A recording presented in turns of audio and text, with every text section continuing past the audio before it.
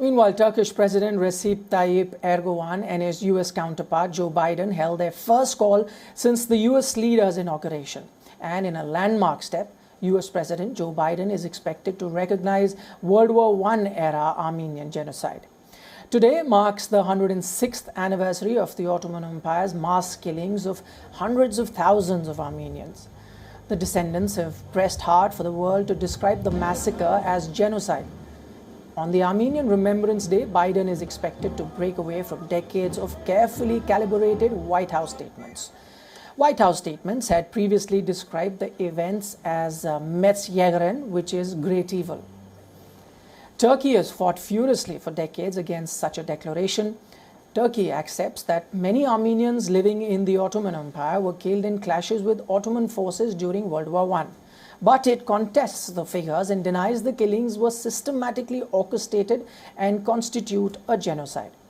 Now, according to the White House readout, Biden is preparing to brush aside Turkish objections and recognize the Armenian genocide. This could be a potential blow to the already frayed ties between the two NATO allies.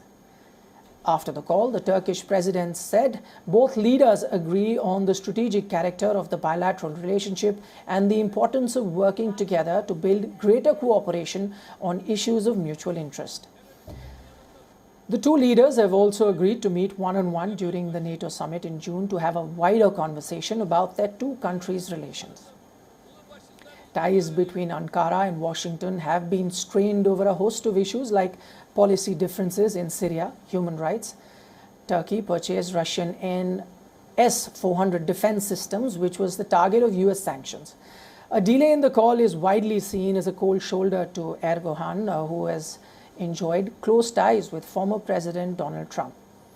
Erdogan had established a close bond with former US President Donald Trump, but since Biden took over in Jan 20th, Washington has grown more vocal about Turkey's human rights track record.